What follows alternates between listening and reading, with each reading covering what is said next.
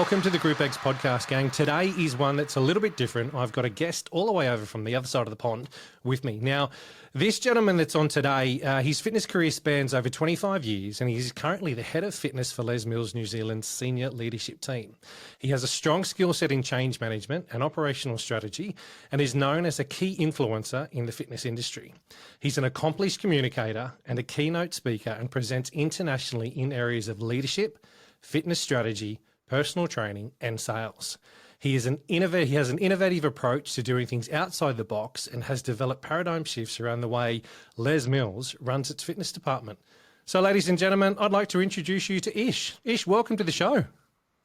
Oh, Tony, what an intro. That's, I couldn't have wrote it better myself. Look, usually I ask my guests, introduce yourself, but I thought, you know what? No, today I'm going to actually go through, find a bit of info and have a bit of a read. And mate, I enjoy doing that because it's so different for me, but also gives me a bit of an insight on who you are as well, without you doing your, the 20-second elevator pitch of yourself. But on that though, mate, how did you get into the fitness industry? Where did yours start? Oh man, so I have been in the fitness industry for a long time. I've worked for Les Mills for 29 years, if you can believe it. Teaching group fitness back in the day, but it was all on cassette tape. Like 5 or something, yeah? You know it. But I'm actually a chef. So I've had an interesting journey to fitness, and I was an epic fail at school. Like, I literally left school, I think I was 16, with the spelling age of a 10.8-year-old, apparently, on their official scale. I don't know how they rate to 10.8, but I wasn't the smartest, and a little bit of dyslexia and a few learning disabilities. I really struggled at school. So when I left school, I just defaulted to what I was good at, and what I was good at was cooking. Yep. So my mum is a chef, my dad's a chef, my brother's a chef, his wife's a chef, and my grandma was a chef in the Navy. So I was brought up around a lot of food, and in fact my parents owned a catering business, so literally every weekend it was a wedding or an event or something. Yep. And so when I left school, I was like, I'll just cook. So so I went and trained as a chef, but although I loved it, when I moved down to Christchurch from where I was living, Nelson, I'd organised a job interview, and when I turned up at the job interview, I'd written down the address wrong. I probably just spelled it incorrectly or something.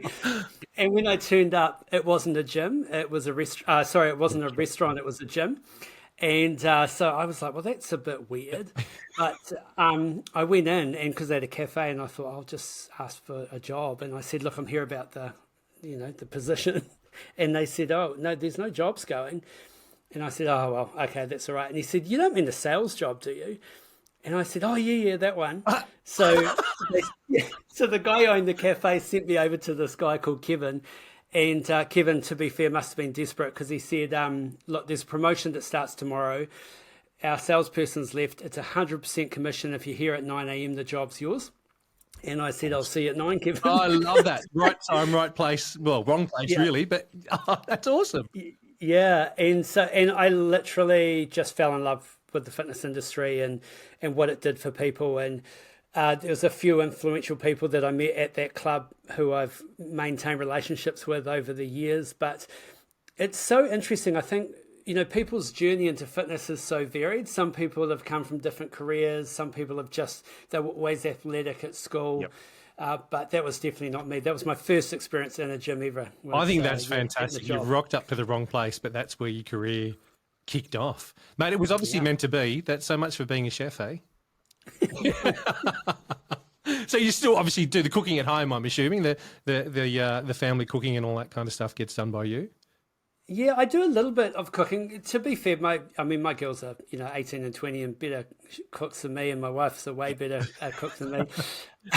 But I have used it over the years. I did a kids TV show in New Zealand called Activate, and it was like a cooking and exercise show. Oh wow! So I was actually able to play both sides, and it was a really a couple of great seasons doing that show. But I haven't done it in a long time, really. So I cook as much as I have to. Love it. But TV as well, from chef into the gym, TV. What else have you done? Or should I ask the question, what haven't you done? Well, if if you count the small part as an extra in a zombie movie, I think I've covered all Speaking the. part, or was it just in a background sort of scene?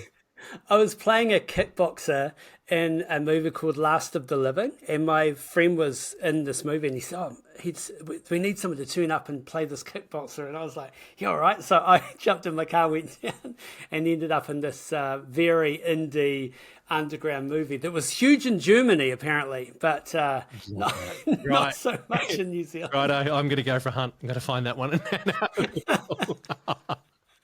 Oh, brilliant. So, mate, you started out in sales then in the fitness industry. Where did it progress, or was it predominantly you stayed within sales, or talk to us through that one? Yeah, so I started in sales and kind of worked at a couple of gyms selling gym memberships and got quite good at selling gym memberships, I think, because I've never found exercise easy. And I think I related to a lot of people when they were coming into a gym for the first time. You know, I didn't look like a bodybuilder. I wasn't an athlete, but I found out very early that exercise was good for me. Yep. And understood that having a routine and fitness was important and just being able to relay that message. But I basically went from that and then did a little bit of time in group fitness, freestyle. Yep. And then basically ended up going to Les Mills as a gym instructor, then became a personal trainer, then got back into group fitness, and then head personal trainer, and then national presenter, and sort of just all the way through.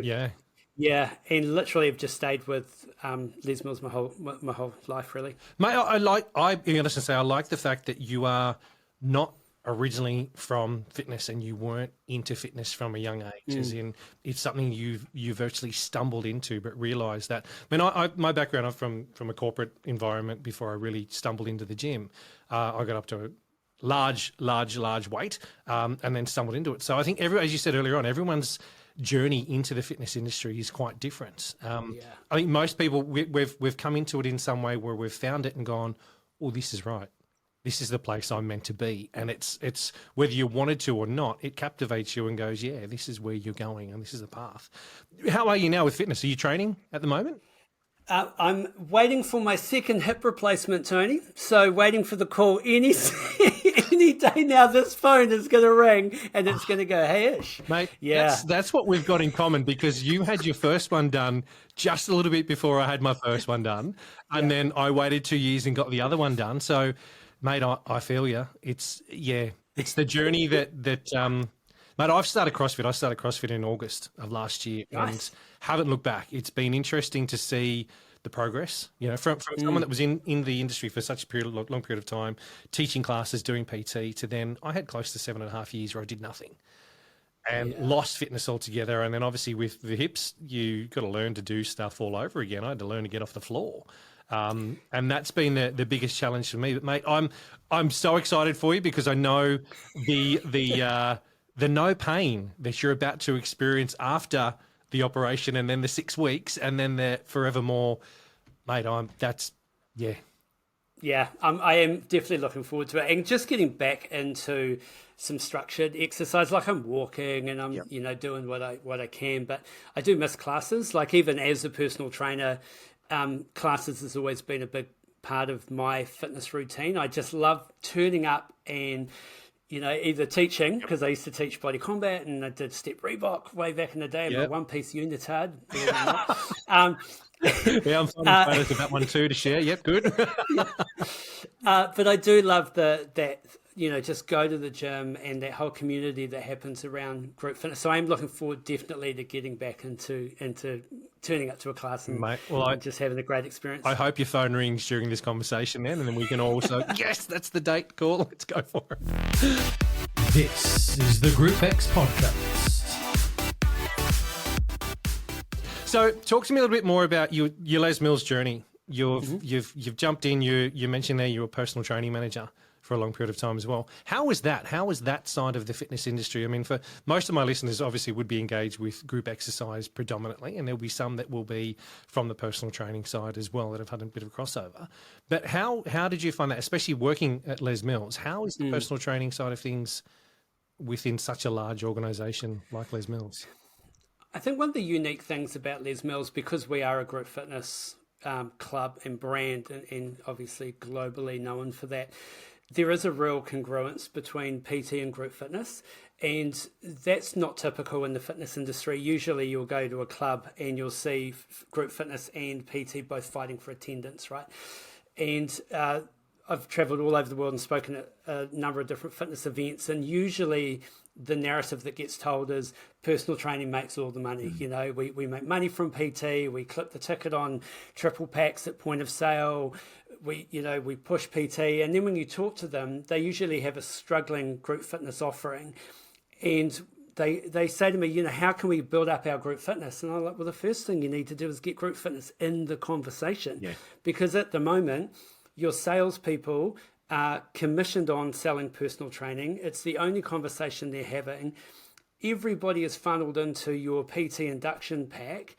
And basically, if they don't take personal training, well, there's no recommendations for them, right? So it's just kind of like, you could always try group fitness. Yeah. It's like this throwaway comment.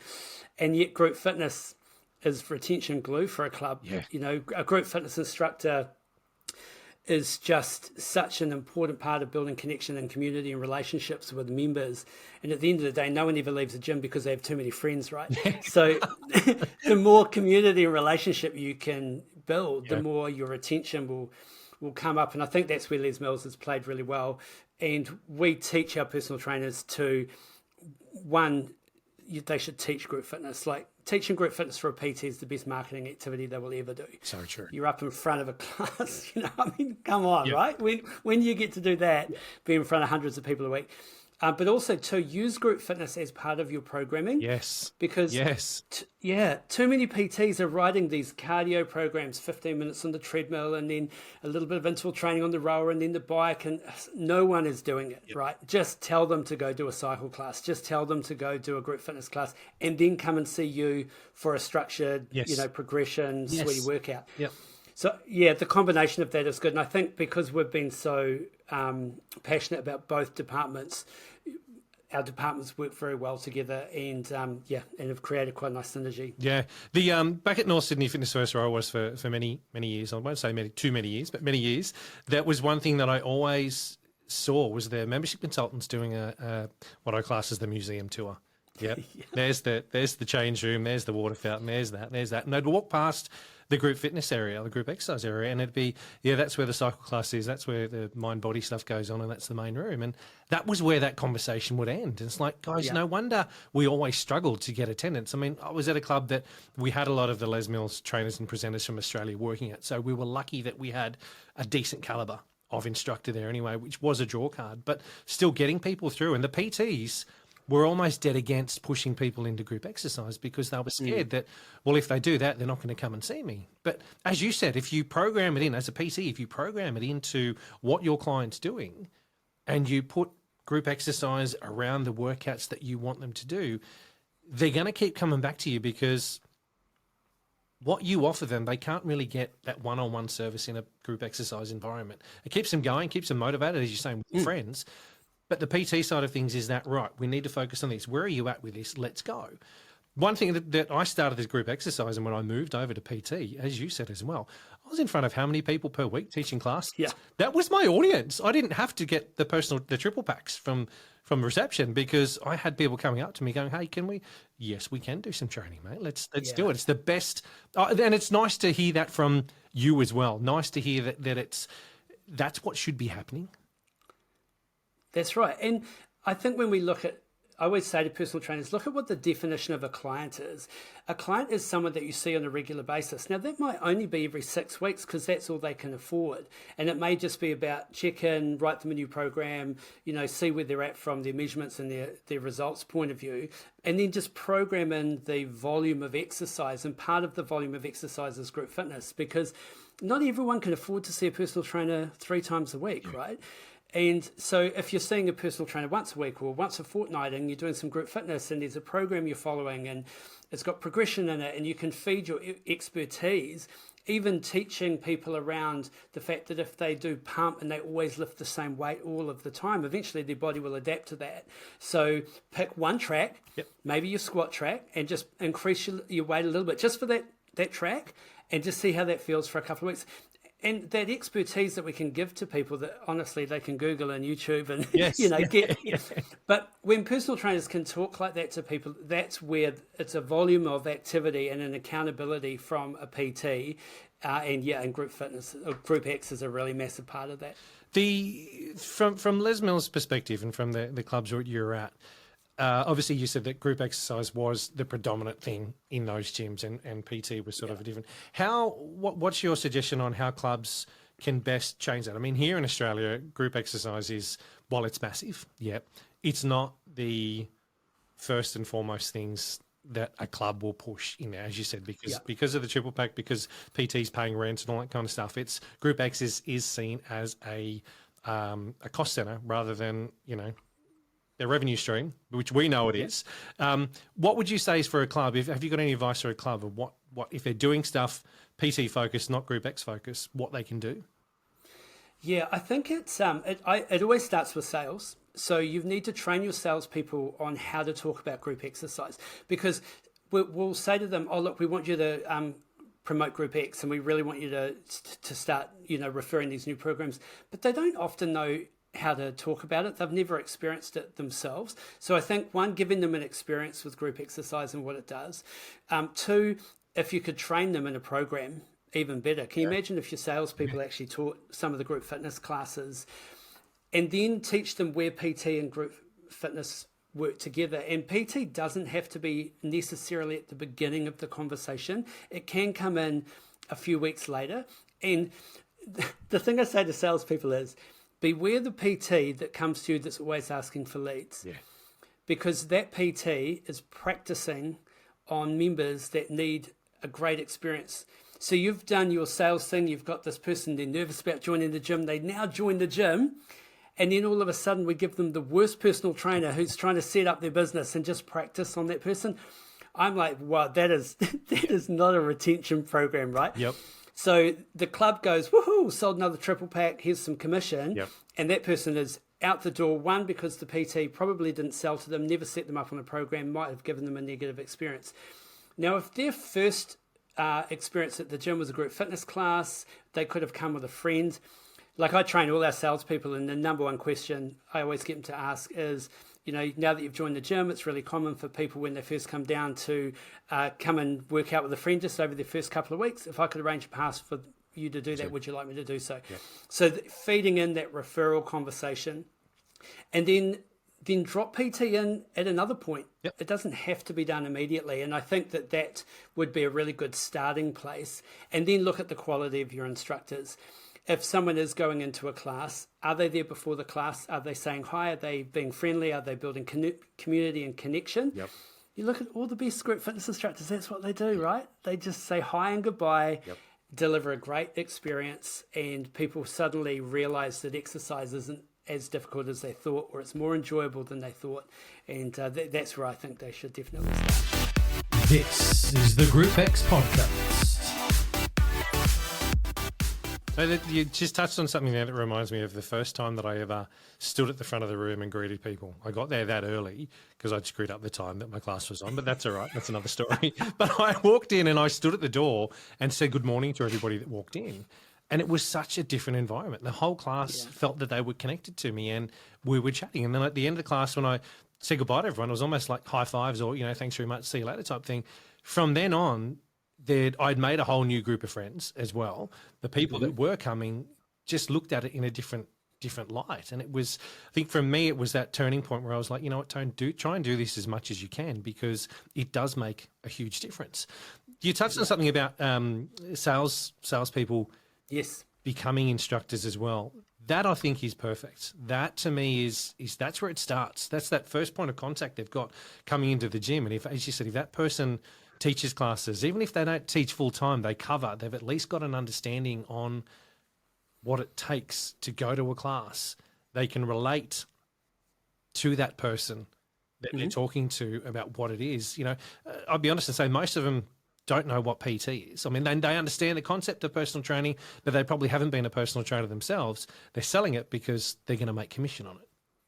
Yeah. That's it. Oh, cool. I've just Yeah. got to do this. Cool. I'm going to make commission if I sell one of these. And most of the time, people that are joining a gym will take a triple pack or whatever it is because, oh, yeah, cool. I need to get started. I'll do this.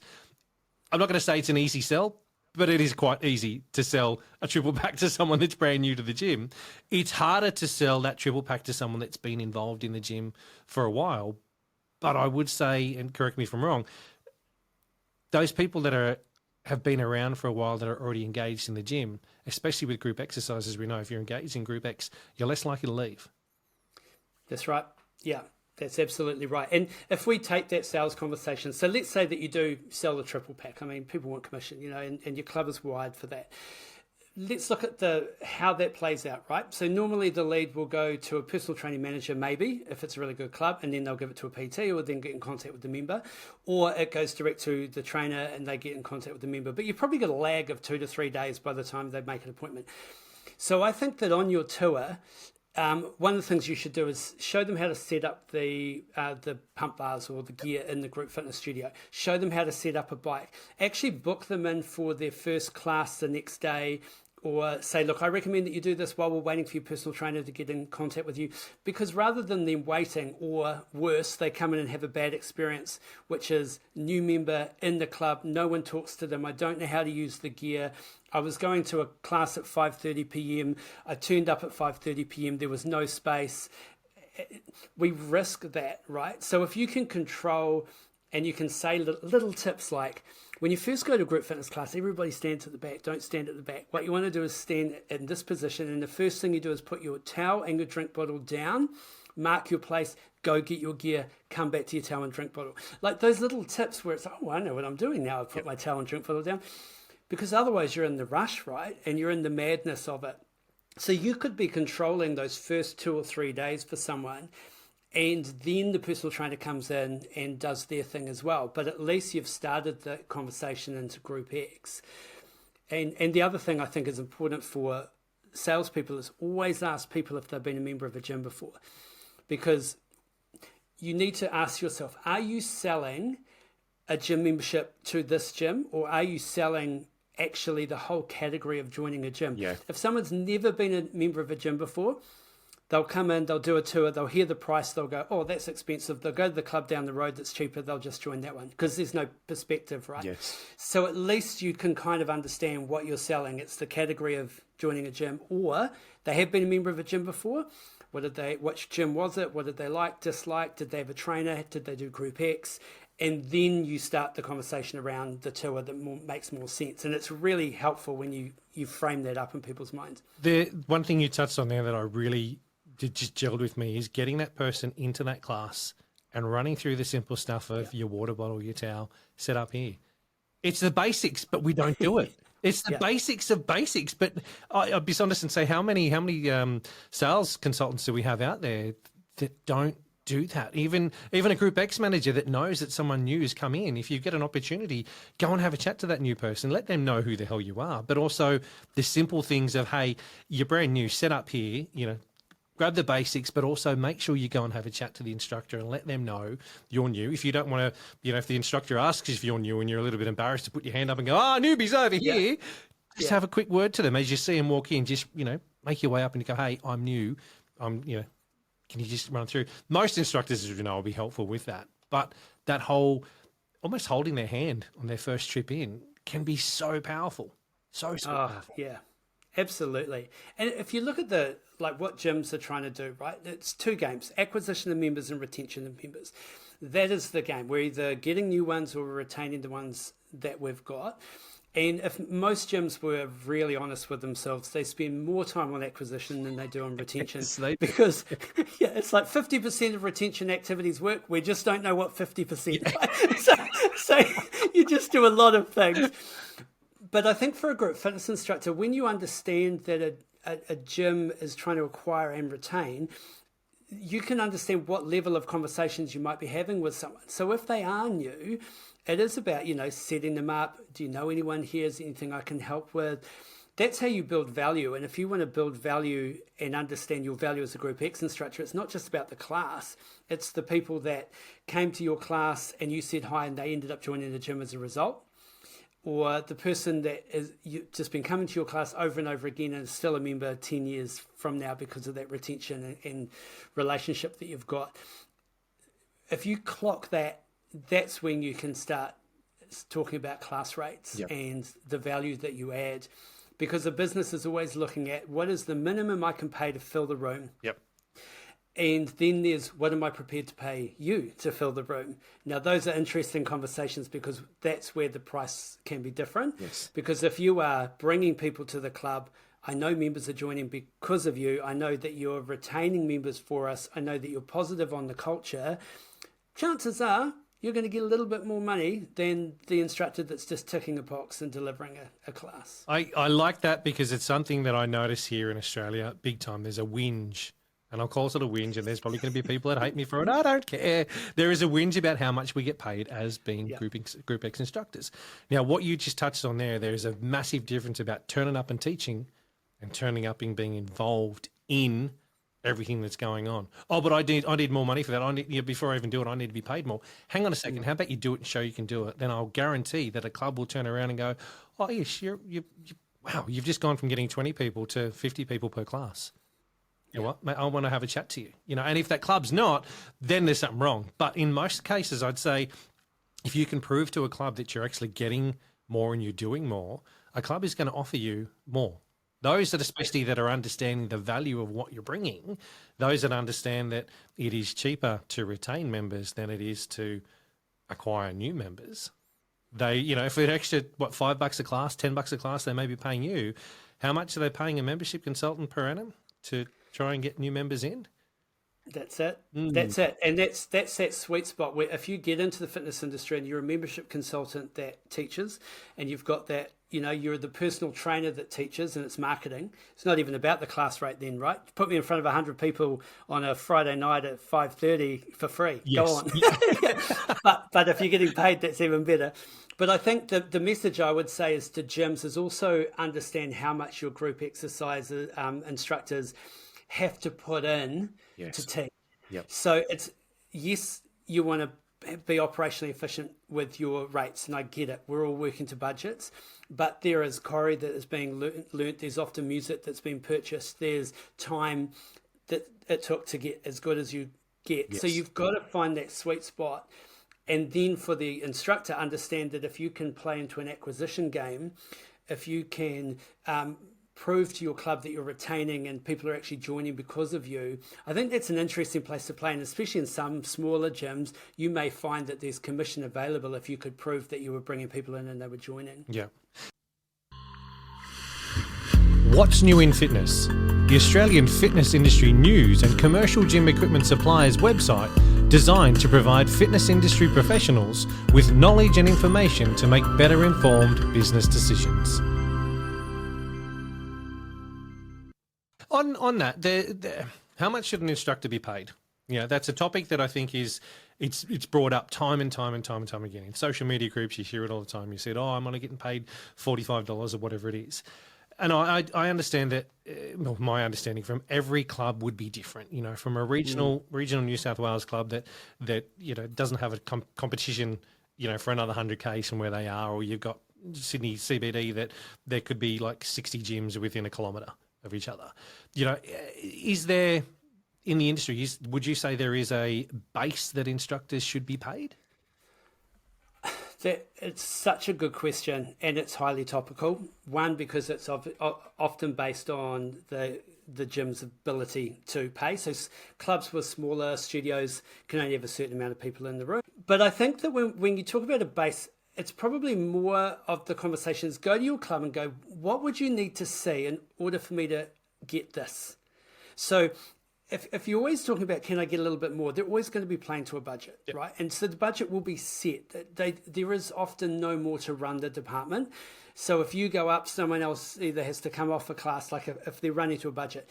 But the conversation around, if I wanted to move from 45 to 85, what would that take? What would you need to see? How many people in the room? What else needs to be going on? Because this is where I think the power of a Group X instructor as an influencer has changed the game. Yep. So there'll be, what am I prepared to pay to fill the room? And then what am I prepared to pay to you to fill the room? And maybe that could be exclusivity. Yep. So if you are teaching at multiple different clubs, but you're drawing a big crowd, what is that worth to a club to just have you? Yeah. That could be part of the discussion. It could be that you negotiated per head, if you hit a certain amount. It could be that if you've got a massive following on Instagram and that you will promote X amount of times per week. Like, look at currency outside of just the class, because the class is the hardest part of the conversation, because budget, set, that's the amount. I would look for the nuance outside of that, and that's probably where you'll find you'll be able to negotiate a little bit more. I like that, because the conversation needs to start with the instructor. Yeah. You're the one that's actually getting paid as the instructor. Open up, have that conversation, approach them. Approach the club, approach people you're working for and say, hey, what can I do? As you just said, what can I do to earn more? How can I do this? Yeah. And always look at your numbers. Like, they will, the base conversation will always go, how many people in the room? Like that will be. So it's really hard to say, I want to have a little bit more if your numbers haven't grown or it's only half full. So, it might be negotiating better time slots that might pay more. There could be some negotiation around be the person that does the covers. Yep. Like, group fitness managers will go above and beyond for group fitness instructors that will step up and do covers at the last minute. Yep. But if you've been the person that cancels your class all the time, never does the covers, never goes to workshop, never does anything, and then you go, can I have a little bit more money? That's probably going to be a harder conversation. Set yourself up on a platform. Yeah, it's so true. So that's from the instructor side of things.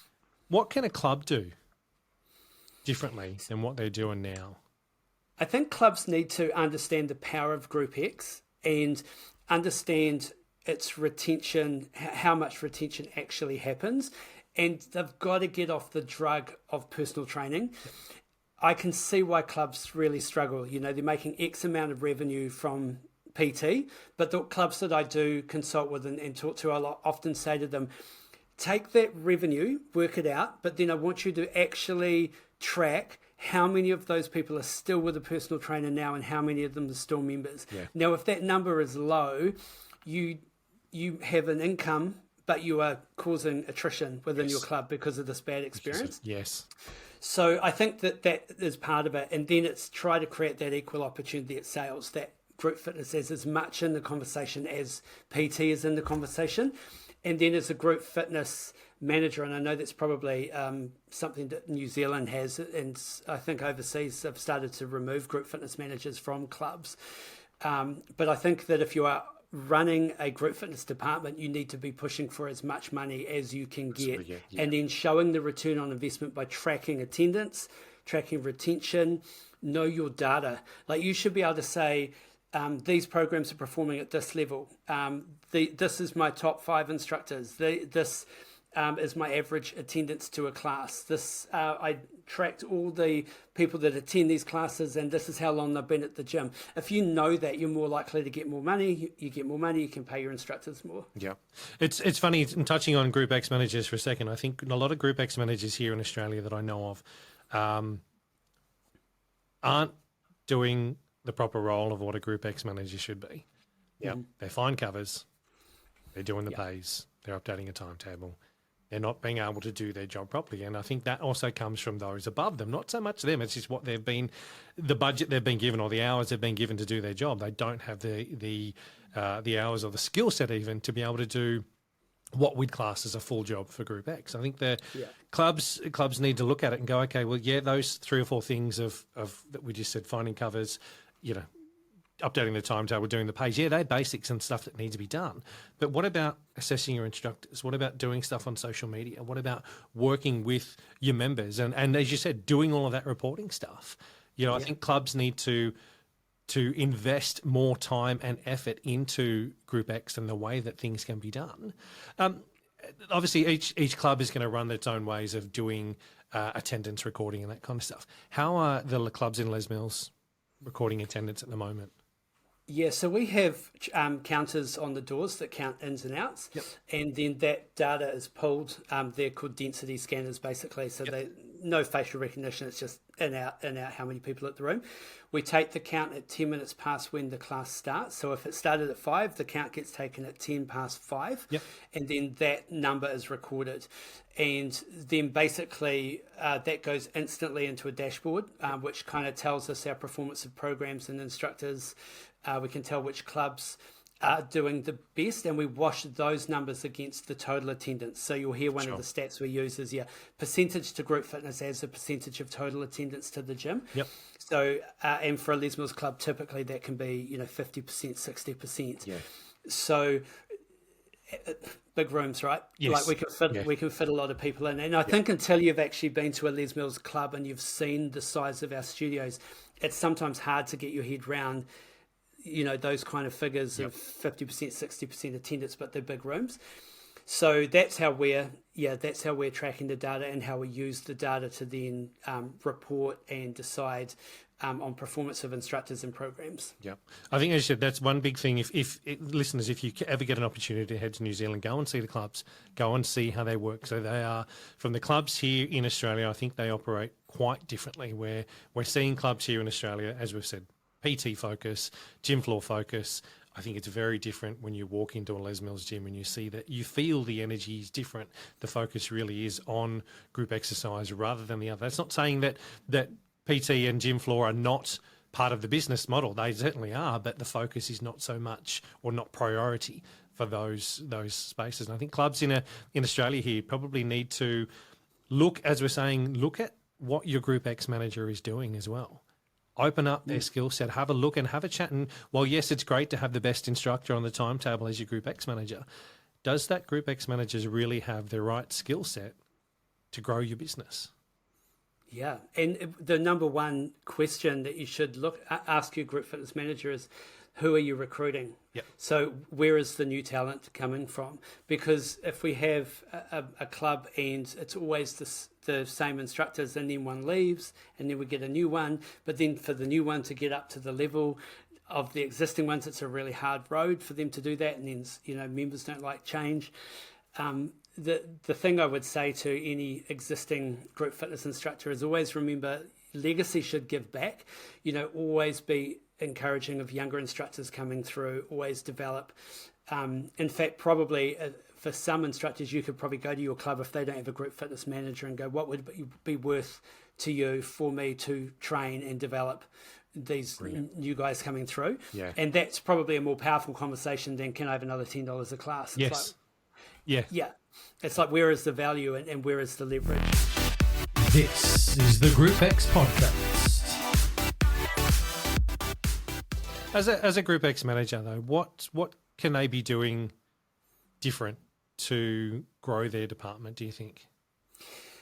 I think, again, I keep coming back to data. Like, I'm not a numbers guy, but we tend to live and die by the data, right? So it's a little bit of what is the actual performance of your department in comparison to our other clubs. But I think that group fitness managers need to understand that you're constantly building the future, right? So if you're troubleshooting and you're doing covers and you're doing the admin and you're doing all of that kind of stuff, that's just now. You've just got to do that as part of your job. But the future of your team, the future of your success, the future of the club's success will be developed on how much you invest into your team, building culture, assessing your instructors, doing little spot checks, checking in on them, making sure that you're looking at your numbers and kind of go, actually, this entire program is being supported by one instructor and everyone else is underperforming. What happens if that instructor leaves? Start developing that and go to that instructor and say, I would pay you to develop the rest. So I think it's those kind of activities, is try to get out of the day-to-day drama. And group fitness managers, Group X managers are a godsend to a club, like the amount of stuff that they have to do and all the drama that they deal with. But how do you eliminate the distraction and the noise, reduce it down so you can spend more time developing others and really investing in growing your team and the culture? You mentioned earlier that some clubs have gotten rid of Group X managers, and we saw that happen here with some of the larger chains. They got rid of the Group X manager and it turned into a fitness manager that was looking after PT and Group X. I personally don't believe that model works. And I think a lot of the chains have started to realise, oh crap, it doesn't work, and they're starting to filter back into putting Group X managers in. And yes, there's an additional cost, as we've said, but it is a vital part of your business. It's almost like saying, oh, well, yeah, we won't care about 50% of our business there. We just, okay, it does its thing. I was at a conference here in Sydney towards the end of last year, 2023, and I won't say who they were, but there was a large organisation that got up and said, oh, if Group X doesn't work, we just get rid of it. Now, I almost cried. I sat there just going, oh, dear. That business is obviously their business model is based around gym floor and around PT, so I totally get that. But I just cringed. I was like, no, come on, guys, there is a massive opportunity sitting right there that if Group X isn't working, have a look at why it's not working. Yeah. Spend a bit of time, spend a bit of effort, spend a bit of money we'll look at it and go, okay, well, is it my instructors? Is it the programs? Is it the rooms? There's so many different things that it could be. Come on, surely there's got to be something you can do. But no, they decided that, take the easy option. Yeah, and then to just price it at a low point where it's like people join, whether they come or not, it doesn't matter. Yep. It's cheap enough that if I want to go every now and then, I'll just pay my membership. So I guess sometimes you're fighting against a business model like that. But if you are in a club that does prioritise group fitness and loves group fitness, then it's a matter of how do we get the best performing department possible. And that is, best instructors, best programs, promoting it, training it through sales, getting PT to understand the congruency of group fit and how that works, and then just keep hitting the message all the time to say it more than once. Yeah. Well, I told them group fitness was exciting. Yeah. Well, tell them again and again and again and again. Yeah. I think you're looking at it. There's no one result or one method that goes, this is going to fit, this is going to work. Here it is. Take it off the shelf, pay me this much money, get in there and do it. Yeah. You've got to work on it. You've got to work on it consistently. What other advice could you give a club that is struggling in Group X? What would you say to either the owner or the managers, what they should be really looking at? So as much as you don't, the off-the-shelf thing, it's still reliant on your instructors. The thing I would say to clubs is you don't position yourself by being worse, right? So if the club down the road has got X programs or whatever, and you'll go, well, I'm not going to do those programs. We're just going to do our own, or we're going to do these other programs. You're not even in the game, right? So at least get in the game. And then once you've got a solid offering that's great, then recruit the best you can and pay them the most that you can pay them. And then keep building the environment of group fitness like this. People want to come and experience not just a class in a room. They want the lighting, the sounds, the environment, the equipment, all of those touch points make a big difference to a group fitness experience. Even if you did a Les Mills class and you did it in a really tiny club and it's just like a school hall and there's some old gear it's not the same, even though the choreography is the same, right? It's the way that you build the entire experience around group fitness and give it priority and invest. And that way you will attract great instructors because they'll go, well, if I'm going to teach, I want to teach at that club because they pay well, their experience is awesome, their culture's fantastic. And then all of a sudden you just attract the people that you absolutely want. But that does take investment. Yeah. I think that for clubs that are regional clubs in Australia, I think my suggestion here would be provide the best you can possibly provide. Yeah. On the budget you've got, do the best you can possibly do. If the Group X room hasn't had a paint job in, the last 20 odd years, well, go on, spend some money. It's going to cost you a couple $100 on some paint. Get a working bee going, whatever it may be, freshen things up a little bit. The same with your equipment. If your equipment's the old Don Oliver type stuff that's got the sand pouring out of it because someone's dropped it that many times that 5 kilos now only 2.5 kilos, and they're thinking, this is fantastic. Invest, do some stuff, do some things to try and change it, because that's going to be that pivotal point that is your starting point, is that point of change. If you're a club that has a ton of money and your Group X is struggling, work on your Group X manager with them to understand what's happening in that space. Does that Group X manager know what's happening? Does that Group X Yeah. manager know what attendance is like? And not just because they've got a lever arch folder behind them that, has got all the sheets of data in there that they just go, oh, yeah, here it is. Oh, do you record your data? Yeah, it's up there. Do something with it. Throw it in a spreadsheet. Go and learn how to use it. Go and learn how to, suss out some of the software that's out there that can actually help you with your data and to analyze your data, so you can actually pull up that 5:30 class every Tuesday and go, okay, you know what? Ish has been teaching it for the last 6 months and it was fantastic. Ish then decided to move on. Tony's jumped in. Oh, crap. We're now at less than 50% what was going on. How can I help Tony do better? How can I help that instructor change things and look at things in a different way? But without data, you can't measure it. You can't manage it. Yep, that's right. And make sure that you need to educate your club managers sometimes. If they have had no group fitness experience and everything's been PT or nothing really, you kind of got to teach them around how the department works.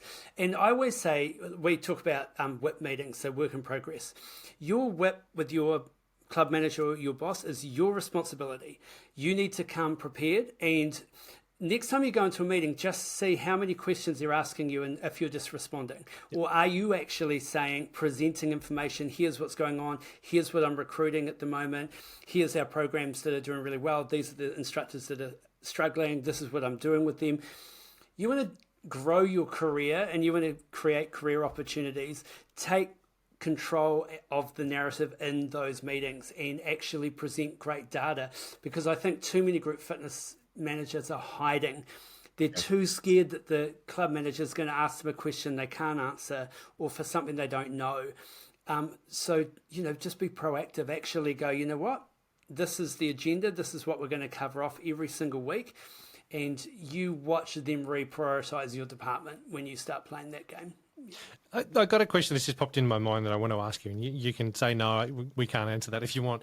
A relaunch or a new quarterly release that's come out. How do your guys in New Zealand do them? I mean, I've seen, I call it atrocious because I've seen people dress up as superheroes and all that kind of stuff here. And I think that's been flogged to death. We're going to have a party, there's streamers and balloons. It's like, oh my God, this is not 1980 yet. We're in 2024 right now. Can you stop doing that garbage? Because people are sick of it. It deters people. They don't rock up. How do the guys in the Les Mills clubs, how do you do a new launch? How do you do a release?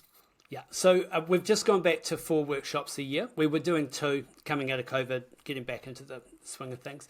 So we've just gone back to 4. Those workshops are like the release day of the release that's coming out, whatever number, whatever program. And it's also an open day. So basically the instructors are there, multiple instructors on stage in the room, all kind of doing the same class as the members, but it's a bigger experience. Yep. So they'll wrap it around with they'll get the lighting great, I'm with you, the dress up days are gone. Make it cool. Make it something that your kids would want to go to.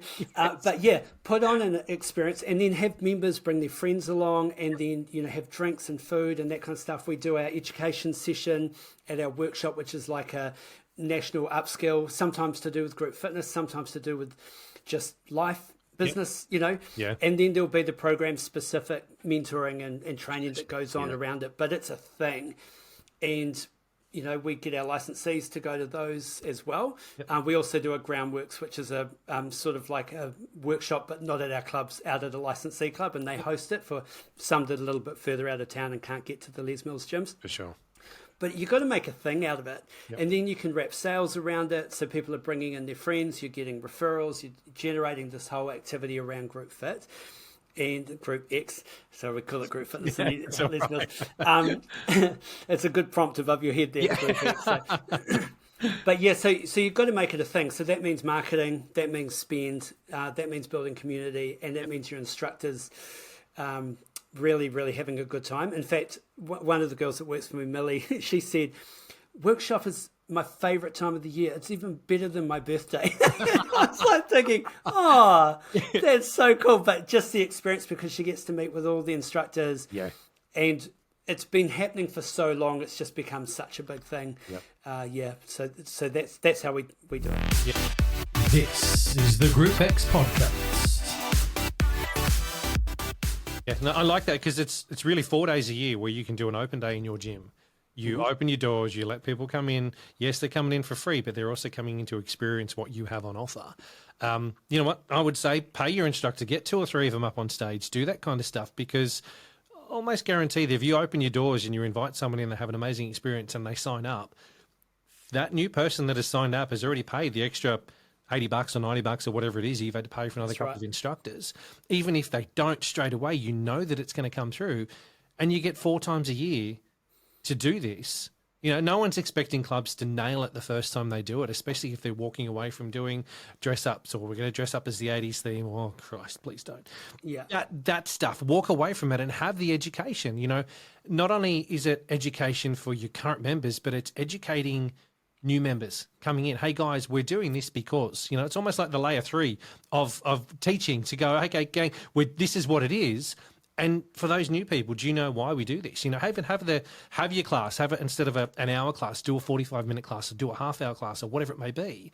But then have that education session afterwards, so you're actually seen to be giving something more than a workout. You know, if all your members want that 1 hour workout, cool, do the 1 hour workout.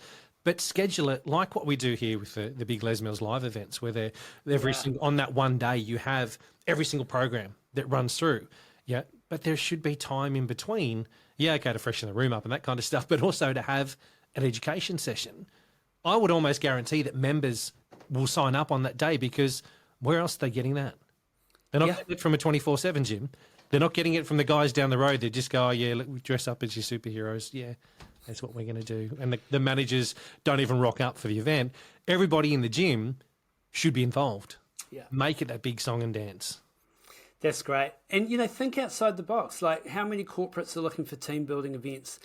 You know, if you've got a great instructor that puts on an amazing class, you know, your salespeople could be out there, say, hey, why don't you do a team building event? You can come on down, we'll, you know, do this, or maybe a fundraiser. People can come on down, sell tickets to $15 to come in, and you pay your instructor and they get the rest of the money. And it's lead generation. It's fun. It's, you know, it's just, yeah, I think there's so many opportunities for clubs that they just don't take advantage of. Yep.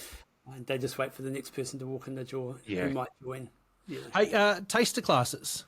What is your take on taster classes? You know, classes that may run for 15 minutes or so to help educate those that have never walked into GROUPEX before, to give them a bit of a, okay, shit, I'm scared shitless of walking in here. I've never done combat before, and punch in the air feels really bloody weird to me.